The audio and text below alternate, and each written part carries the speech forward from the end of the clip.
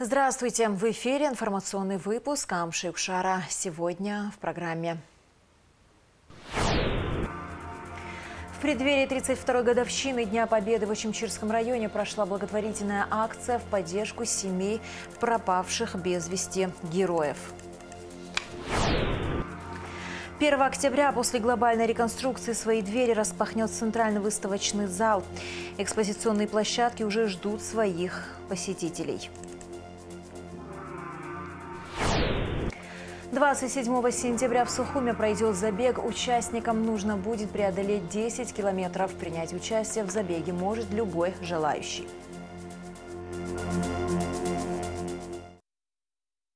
Мы продолжаем рассказывать о событиях 32-летней давности, о победной наступательной операции Абхазской армии 1993 года.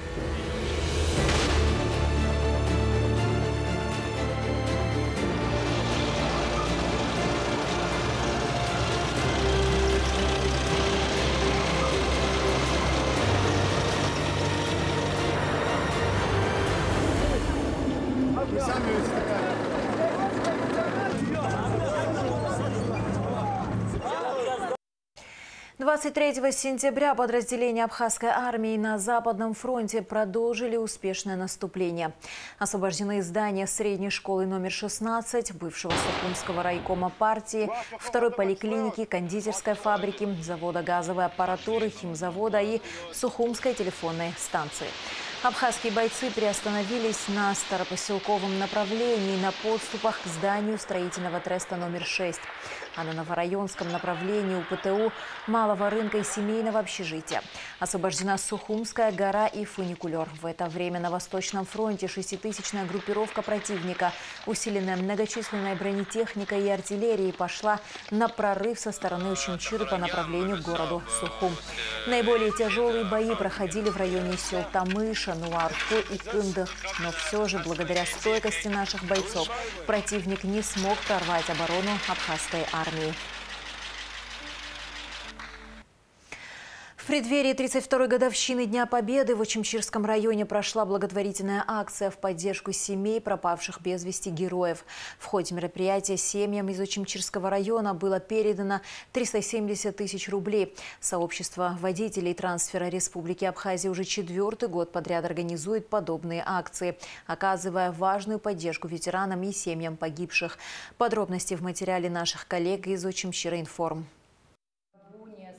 В преддверии 32-й годовщины Дня Победы в Отечественной войне народа Абхазии в администрации Очимчирского района прошла благотворительная акция для семей пропавших без вести. Спасибо, что на протяжении 32 лет есть такие организации, государства и ребята, которые на добровольных началах не забывают. И ежегодно они такие акции разного рода проводят. Но я, насколько проинформирована, впервые они решили в этом году, в преддверии Дня Победы, именно такую хотя бы небольшую поддержку сделать семьям, которые остались, которые каждый день ждут, и которые это очень тяжело, когда останки по всем крестьянским обычаям преданной земле, и когда семья имеет возможность прикоснуться, подойти, побыть в тишине, полить слезы, это, наверное, дорогого стоит. Но когда происходит то, что происходит с вами, и на протяжении 32 лет это мучительного ожидания, и я хочу сказать и выразить свою поддержку к вам, что мы рядом с вами.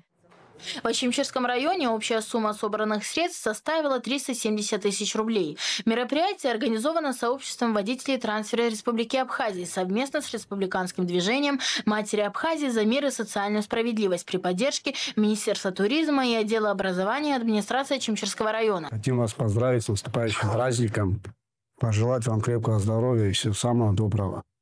Проводим акцию уже 5-й год и хотим в этом году именно по пропавшим без вести. И весь Ачимчирский район, кто у нас в списке есть, мы хотим покрыть, как и по всей территории Абхазии. Каждый район непосредственно покрыт. Еще раз спасибо, что вы пришли. Сообщество водителей трансфера Республики Абхазии проводит данную благотворительную акцию на протяжении 4 лет.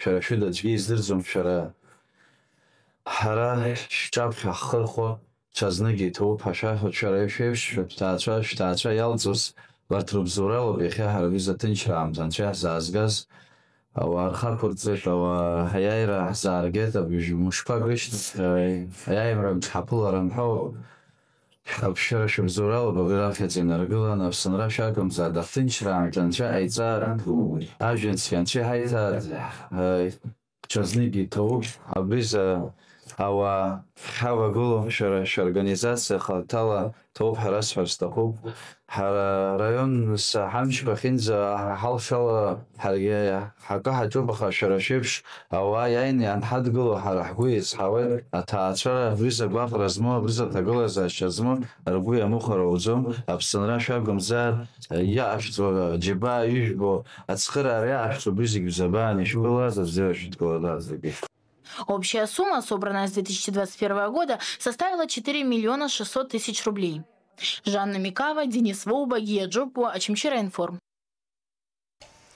В честь Дня Победы и независимости Абхазии 30 сентября Государственный музей боевой славы имени Владислава Арзенба проводит традиционную акцию «Бессмертный полк». В организации акции помогают Министерство обороны Республики, Комитет по делам молодежи и спорта, школьники старших классов, студенты АГУ и Государственного колледжа, женщины-ветераны Отечественной войны народа Абхазии, а также родственники погибших. В этом году маршрут полка изменен. Отныне он будет проводиться ежегодно по новому маршруту, а в юбилейные даты маршрут остается пока прежним. Мы просим родственников погибших воинов заранее прийти к нам в музей. С сегодняшнего дня, включительно по 28-го, мы готовы выдавать им фотографии родственников. Если у кого-то есть свои фотографии дома, мы просим присоединиться к этой акции. Для сбора, для проведения акции мы будем собираться на площади Свободы. Оттуда маршрут продвижения таков: площадь Свободы, улица Айтгалара, парк Славы, естественно, улица Лакоба, Леона, Гулия, и возвращаемся к площади Победы. Сбор акции предположительно в 10 часов. Начало старта, предположительно, именно акции «Бессмертный полк» 11:30. Просим принять участие в этой акции.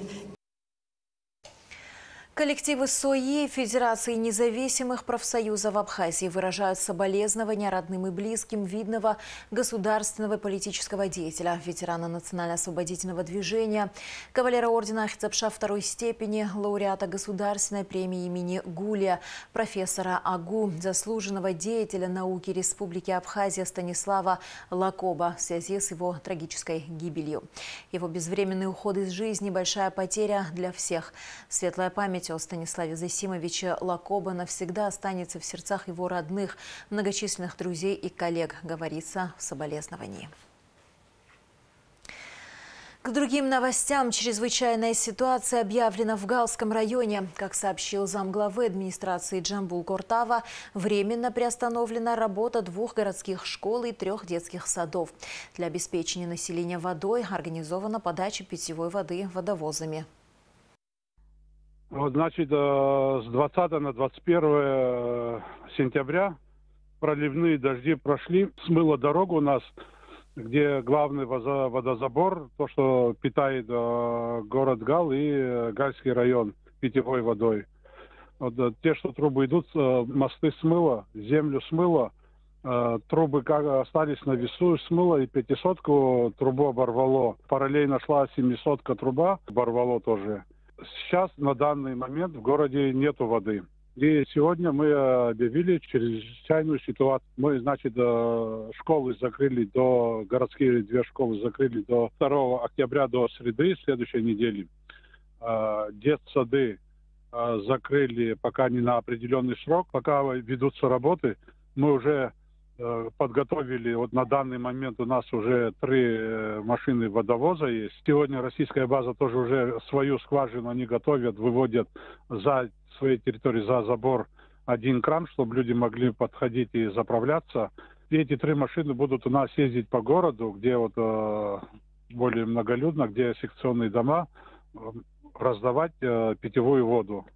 На данный момент, пока мы вот так этот вопрос решили, вот на сегодняшний день. С воскресенья на понедельник под контролем держал премьер-министр Владимир Делба, но мы своими силами не сможем это сделать.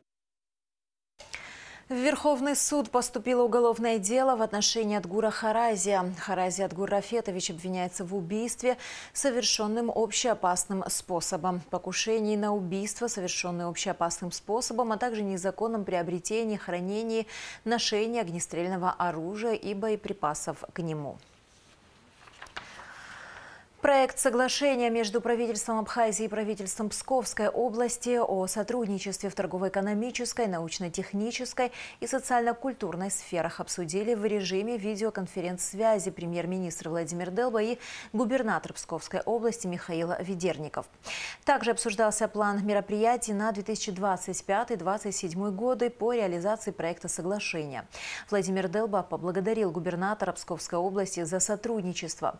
Прорабатываются важнейшие вопросы, которые позволят нам развиваться в социальном и экономическом плане, продолжать налаживать культурные и деловые связи, сказал премьер-министр. Современное оборудование, новые выставочные залы и сразу 2 экспозиции. 1 октября после глобальной реконструкции свои двери распахнет Центральный выставочный зал. Экспозиционные площадки уже ждут своих посетителей. О проведенных работах и о последних приготовлениях в ЦВЗ к открытию в материале Гугуцы Вардания. Пожар, произошедший в январе 2024 года, стал настоящей трагедией для культурной жизни страны. Огнем были уничтожены коллекции произведений искусства, картины знаменитых абхазских художников. Совсем скоро Центральный выставочный зал вновь откроет свои двери для посетителей. Проделана большая работа. Если раньше площадь всех залов составляла 400 квадратных метров, то сегодня она увеличилась до 600. Ремонтные работы здесь практически завершены. Сейчас идет подготовка экспозиционных залов к приему посетителей. После ремонта здесь расширились выставочные площади. Теперь залы расположены не только на 1-м, но и на 2-м этаже, где ранее находилось хранилище картин. Теперь здесь все новое. Несмотря на это, подчеркнута историческая часть здания как снаружи, так и внутри. Залы оборудованы по современным техническим стандартам с контролем климата, освещения и безопасности. Для приема произведений искусства очень высокой категории и обеспечения их сохранности в помещениях предусмотрено все. Кроме того, в здании появилось 2 новых хранилища для постоянной коллекции. Есть возможность техническое для проведения мероприятия. Вот, допустим, у нас всегда на открытии говорили о том, что звук недостаточно хорош, да, что эта акустика, она не продумана. Но сегодня мы можем сказать, что в каждом зале уже установлены динамики. Также у нас будут на 1-м, 2-м и 3-м этаже установлены экраны большие, на которых можно будет посмотреть анонсы выставок, почитать о художнике, да, о его биографии или, может, какую-то другую информацию. Центральный выставочный зал, его такая вот глобальная реконструкция, все это стало возможным благодаря помощи, которую оказывает Российская Федерация в восстановлении объектов культуры. 1 октября здесь откроются сразу 2 экспозиции. Выставка абхазских художников и выставка «Под южным небом» из российской коллекции, посвященной Абхазии в живописи с конца 19 века до наших дней. Ее монтируют при участии ведущих специалистов в сфере музейно-выставочного дела, которые уже прибыли в республику. Коллекция, которая Она собрана из федеральных музеев российских. И главной темой это остается Абхазия в живописи. И идея самой выставки родилась буквально здесь, в январе, когда Сергей Владимирович посетил впервые этот объект, и шли ремонтно-восстановительные работы. И тогда как раз вот он озвучил, что было бы хорошо работы, посвященные Абхазии, которые в разных запасниках музеев находятся, как-нибудь привести. Но мы, конечно, не предполагали, что с этого так быстро это все возможно будет организовать. И тогда уже наши российские коллеги вышли с нами на связь с таким вот предложением провести эту выставку. Это, правда, для нас очень важный такой исторический такой вот момент. Обе экспозиции откроются 1 октября и будут доступны для посещения до 23 ноября. Гугу Цавардани, Раму Камке, Абхазское телевидение.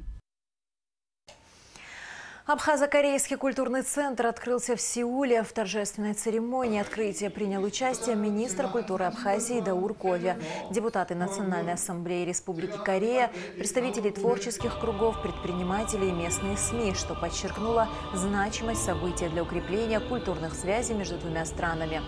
Основной целью нового центра является развитие и углубление культурного сотрудничества между Абхазией и Южной Кореей, создание площадки для обмена опытом, творческими проектами и гуманитарными инициативами. Данный шаг открывает новые перспективы для расширения совместных проектов и продуктивного диалога в гуманитарной сфере, что способствует укреплению дружбы и взаимопонимания между народами. Продолжается благоустройство сквера в новом районе столицы. Работы начались летом этого года. От асфальта до лавочек демонтированы все ветхие строения. Половина работ практически завершена. Проложены электрические кабели, строится фонтан с нуля. Помимо твердых покрытий местами будет протянут рулонный газон. Здесь появятся 3 новые детские площадки для разных групп детей и многое другое для удобного отдыха горожан. Работы планируют завершить до конца текущего года. Проект реализуется в рамках побратимства с Нижним Новгородом. Демонтаж всей старой инфраструктуры, асфальта, демонтаж освещения старого. И приступили к строительству. На данный момент сейчас уложено у нас твердых покрытий в районе 70% от общего объема. Также у нас 80% выполнена прокладка электрических кабелей под новое освещение. Также ведем работы по спилу деревьев, сейчас уже коронации деревьев, и наводим, в общем, красивый вид, наводим чистоту в сквере. Также у нас идут работы по монтажу фонтана. Уже покрытие фонтана готов хозблок для оборудования фонтана. Остаются финишные работы по монтажу системы фонтана самого. У нас по скверу будут располагаться тоже разные элементы МАФов. Это будут у нас, всякие столы для игры, какие-то настольные игры. Это у нас будут шезлонги, это у нас будут скамейки на подвесах. Также в конце сквера, за вами, в самом конце, будет у нас стационарный туалет, которого здесь нет. Будут, организованы пешеходные переходы в определенных местах. Также высажено огромное количество новых растений. Все идет по плану. Наши работы должны завершиться 1 декабря. Круглый стол, посвященный перспективам партнерства Союза женщин Абхазии и России, продолжил свою работу в Сухуме. Встреча представительниц Союза женщин 2 стран прошла впервые. Женщины поделились опытом работы, рассказали об акциях и проектах, реализованных организациями, поговорили о перспективах сотрудничества. Как отметили участницы встречи, абхазских и российских женщин объединяют общие ценности, которые важно сохранять и продвигать. И все, что мы сегодня будем говорить, чтобы не было ложного представления, не было, знаете, бывает же так, приехали нас учить, не учить, клянусь вам, поделиться. Поделиться тем, что у нас есть, поделиться своими ошибками, которые мы прошли и преодолели, чтобы не изобретать велосипед. Поделиться тем, с чем мы сталкиваемся и что нам сегодня приходится преодолевать. Поделиться и рассказать то, во что вовлечь вас, пригласить вас, и, может быть, совместно мы будем действительно какие-то делать акции, проводить проекты, помогать людям там, где нужны мы друг другу. И я вчера сказала, и сегодня повторюсь, мы делимся друг с другом. Закон людей, теплообмен. Мы говорим вам о том, что чем мы живем. И очень рады будем слышать, и когда организация «Союз женщин Абхазии» наберет обороты, какой опыт есть, какие есть вопросы, проблемы, потому что мы всегда, честное слово, готовы прийти на помощь, готовы разделить радость, а как известно, беда делится, когда на всех, это маленькая беда, а радость, когда делится на всех, это большая радость. Вот я считаю, что сегодня у нас большая радость, то, что мы вместе.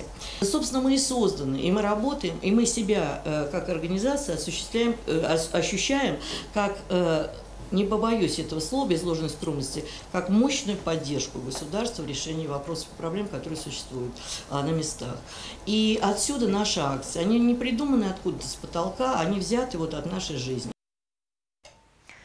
Свиной грипп в Абхазии не зарегистрирован, сообщил нашей программе главный эпизоотолог страны Олег Теремков. Ранее глава Гулрипского СЭС Ирина Степанова в интервью радио «Спутник Абхазия» заявила, что в приграничных районах республики выявлены случаи свиного гриппа. Олег Теремков пояснил, что в начале лета в Кадорском ущелье имела место массовая гибель свиней. После исследования была выявлена причина – классическая чума свиней. Чтобы избежать распространения данной инфекции, соответствующими службами были предприняты все необходимые меры. Свиной грипп на территории Республики Абхазия не зарегистрирован государственной службы после военный период. Работники санитарной службы, эпидемиологической службы, они никогда не ставят диагнозы сельхозживотным. Это не их работа, не их прерогатива. Вот почему этот санитарный врач говорит диагноз на каком основании. Потому что прежде чем сказать, что какой-то диагноз у животного, нужно хотя бы как минимум анамнез, клиническое патологоанатомическое вскрытие и лабораторное заключение, чтобы тогда уже говорить о диагнозе какого-то заболевания вида животного. На территории республики, так как имеется сельхозживотные, в том числе свинопоголовье, да, среди свинопоголовья встречаются такие заболевания, как классическая чума свиней, пастереллез, рожа. Вот. Они регистрируются государственной ветеринарной службой, имеют свою периодичность, сезонность. Мы почему с ней сталкиваемся? Потому что население наше, оно его не профилактирует. Государством выделяются средства на острые инфекционные заболевания, которые опасны как для человека, так и для животных. Это сибирская язва, это ящур, бешенство, диагностика бруцеллеза, диагностика туберкулеза. Вот эти лекарства, которые выделяются, вот, наши ветеринарные врачи районов производят вакцинации. Вот, мы вакцинируем животных для того, чтобы предотвратить эти заболевания, потому что они напрямую связаны с заражением людей.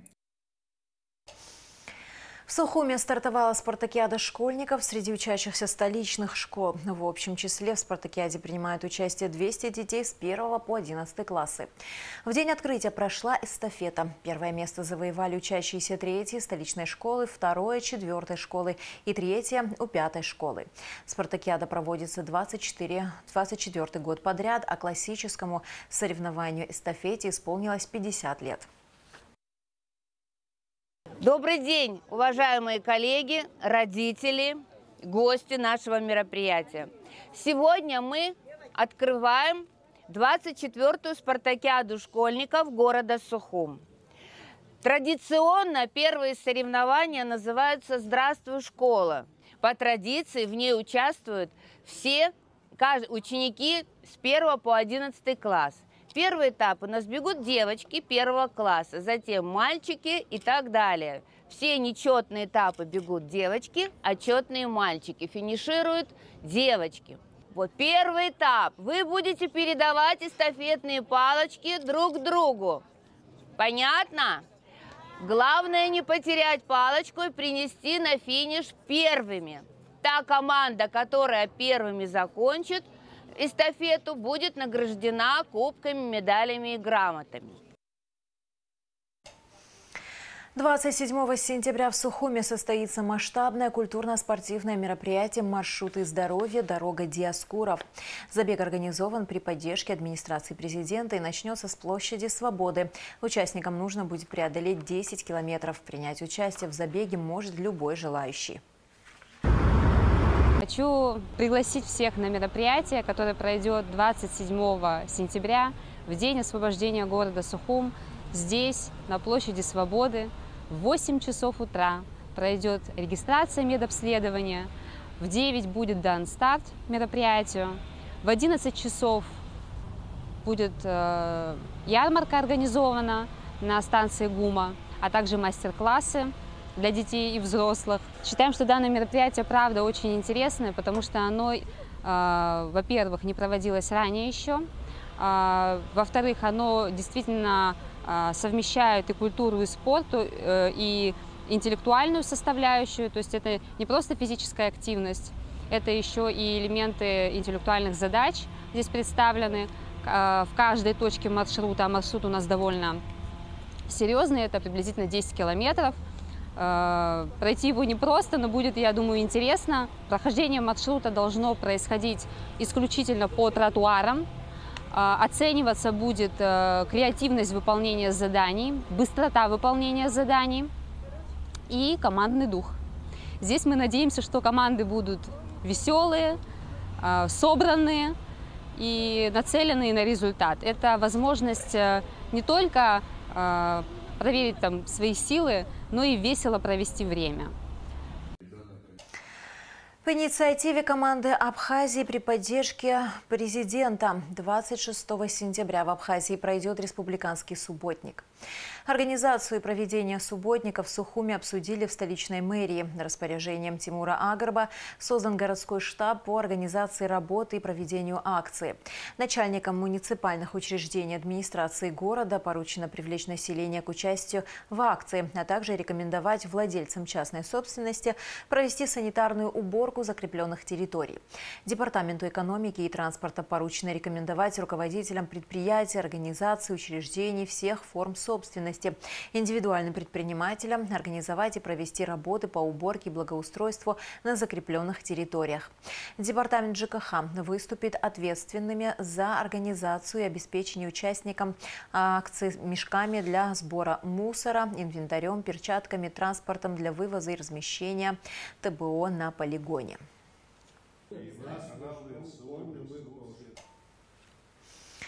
Вячеслав Попов, финалист конкурса «Команда Абхазии», участник группы «Экологическое благополучие Абхазии», приглашает всех присоединиться к акции, чтобы День Победы наша республика встретила во всей красе. Группа «Экологическое благополучие Абхазии» занимается мониторингом локаций стихийных свалок в Абхазии и организовывает субботники для их уборки. Все подробности можно узнать в телеграм-канале группы «Экопатруль Абхазия». Этот субботник посвящен Дню Победы 30 сентября, и в этот день мы планируем убрать все памятники Отечественной войны 92-93 года, памятники Великой Отечественной войны, скверы, набережные, парки, места скопления мусора. И призываем всех неравнодушных граждан присоединиться к нам и принять участие в этой акции, сделать Абхазию чище. И в завершении выпуска о погоде. В среду 24 сентября в Абхазии ожидается переменная облачность без осадков. Температура воздуха ночью 12-17, днем 22-27 градусов. Температура морской воды 24 градуса.